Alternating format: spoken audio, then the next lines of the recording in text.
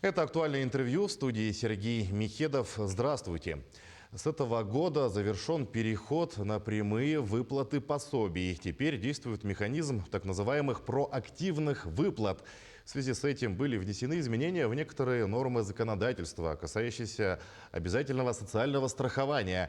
Об изменениях, вступивших в силу, нам расскажет гостья студии Марина Герман, управляющий региональным отделением Фонда соцстрахования России по Якутии. Марина Евгеньевна, здравствуйте. Здравствуйте. Какие пособия выплачиваются за счет средств ФСС напрямую работающим гражданам? Я немного напомню нашим слушателям и зрителям о том, что Фонд социального страхования осуществляет страхование по двум видам. Это страхование на случай временной нетрудоспособности в связи с материнством и страхование от несчастных случаев на производстве и профессионального заболевания. И вот, подводя итоги, нам уже исполнилось 30 лет, Фонд социального страхования работает, функционирует гарантированно, стабильно, надежно по всей территории Российской Федерации. 30 лет, и можно гордиться теми цифрами, которые мы достигли. Мы больше получили полномочий, мы сейчас обладаем наибольшими функциями, да, то есть нам добавили еще дополнительные функции, как раз-таки благодаря переходу на прямые выплаты. То есть функционал и возможности вот этой вот работы, прямые выплаты, да, этого механизма, они достаточно широки и перспективны. Ну, что касается вопроса по выплате пособий, я напомню, что это пособие по временной нетрудоспособности в связи с заболеваниями, да, по уходу за ребенком заболевшим, в том числе и когда человек получает травму, также оплачивается листок нетрудоспособности. Далее это пособие по беременности и родам, единовременное пособие при рождении ребенка, ежемесячное пособие по уходу за ребенком до 1,5 лет и оплата дополнительного отпуска пострадавшему от несчастного случая на производстве, вот как раз-таки для того, чтобы он прошел санаторно-курортное лечение. Следует отметить, что ранее, до 1 июля 2021 года, фондом выплачивалось еще одно пособие, это единовременное пособие вставшим в ранние сроки беременности мамочки. Что изменилось в порядке выплаты социальных пособий? Ну, во-первых, с 1 января 2022 года мы полностью перешли, все медицинские, прежде всего медицинские организации, учреждения перешли на выдачу электронного листка нетрудоспособности. То есть мы об этом уже неоднократно говорили, что бумажный листок с 2022 года не выдается. Соответственно, и поменялся подход к выплатам. Мы перешли на проактив. Что это значит? Это значит беззаявительный характер. Если до 1 января 2022 года работник обязан был сообщать при закрытии листка нетрудоспособности либо на бумажном, либо в электронном виде работодателю, работодатель эту информацию с помощью определенных, да, программных продуктов формировал реестр, в том числе и сведения по листку нетрудоспособности, направлял в Фонд социального страхования, и мы уже, наши специалисты, назначали пособие и выплачивали. Сейчас же, с 2022 года, работник уже не обязан предоставлять работодателю сведения. Всю информацию мы получаем напрямую из медицинской организации. И при этом участие работодателя вот в этом процессе очень минимально.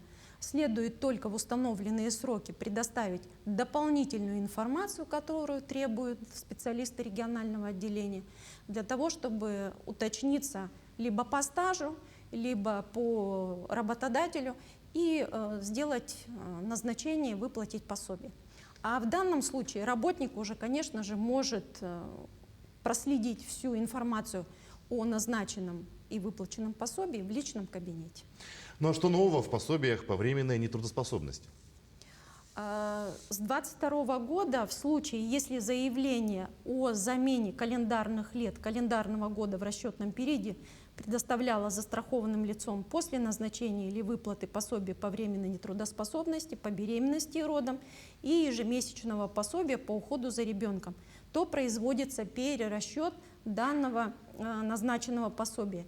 Это касается как раз-таки случаев, только возникших в 2022 году.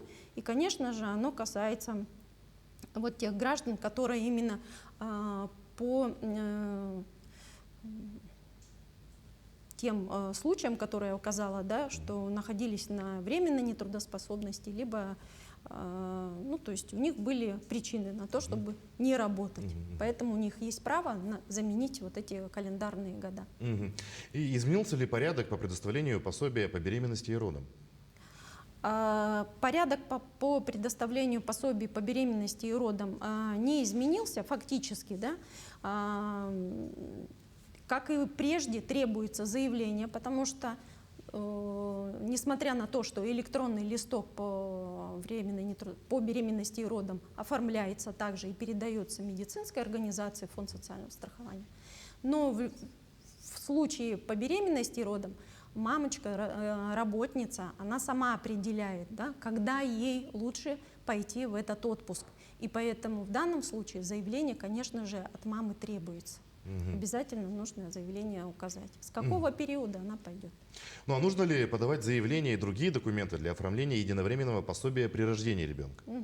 Да, конечно же, работнику обязательно нужно подать заявление, и обязательно необходимо предоставлять также справку о том, что второй родитель о получении пособия, да, не получал. Если второй родитель не работает вот с 2022 года, то справку, подтверждающую о том, что пособие это не получал, не требуется. А ранее эта справка требовалась, даже если второй родитель не работал. Ну а что в целом изменилось по пособию по уходу за ребенком? По пособию по уходу за ребенком, вот если в части обращения за ежемесячным пособием по уходу за ребенком, изменений как таковых нет. Как и раньше, работник подает заявление о предоставлении отпуска по уходу за ребенком, о назначении пособия. Здесь сохраняется заявительный порядок, то есть проактив здесь пока не работает. Работодатель, следует отметить, в трехдневный срок именно рабочих дней, 3 рабочих дней направляет в региональное отделение форму, установленные сведения для назначения пособий, и уже фонд рассчитывает и назначает, выплачивает пособие. Если сотрудник досрочно вышел вот с этого отпуска, да, когда он брал по уходу за ребенком, то обязан работодатель информировать региональное отделение для того, чтобы прекратить выплату этих пособий. То есть здесь установлена уже ответственность как работника, так и работодателя.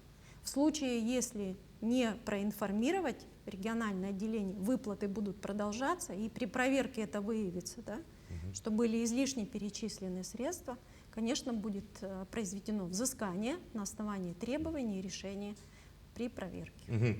А какие пособия выплачиваются за счет средств работодателя вообще?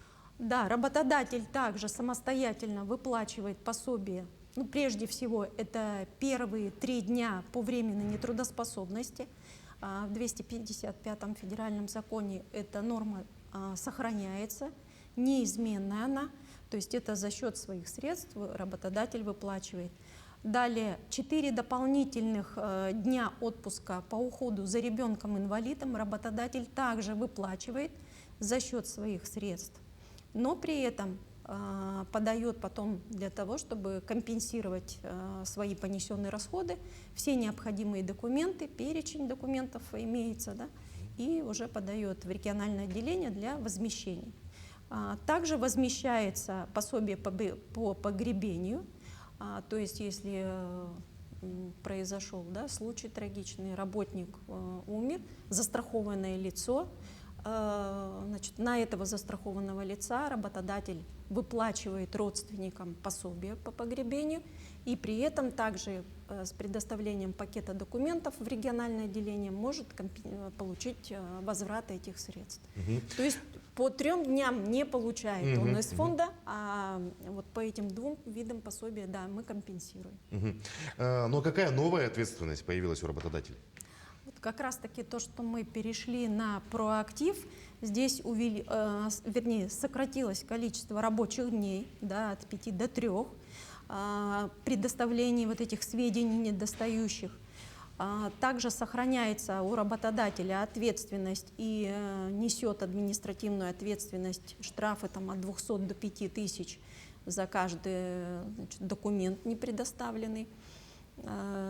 Опять-таки, если это сведения недостоверные, либо неверные документы были, и при проверке это выявляется, конечно, работодатель несет ответственность. Ну и также, если нарушит срок предоставления, не только недостоверные сведения, но и направит не в срок сведения, которые требуются для назначения пособий. Марина Евгеньевна, спасибо, что нашли время, пришли к нам, ответили на наши вопросы. Желаем вам успехов в работе. Спасибо. Ну, я напомню, вы смотрели актуальное интервью. Оставайтесь на нашем канале.